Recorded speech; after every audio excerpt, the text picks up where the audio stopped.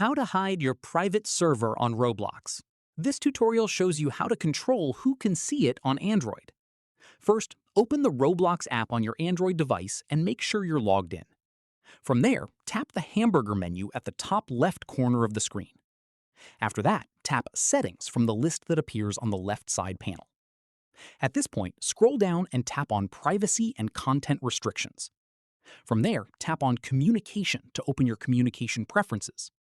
Following this, scroll down until you see the Visibility and Private Server section. From here, tap on Visibility first. You can go through the options and disable anything you don't want others to see. After that, scroll down and tap on Private Servers. At this stage, by default, it will be set to Friends. Finally, tap on No One to completely hide your private server from everyone on the platform. That's how you hide your private server on Roblox. If this helped, hit like, subscribe for more Android tutorials, and tap the bell so you never miss an upload. See you then!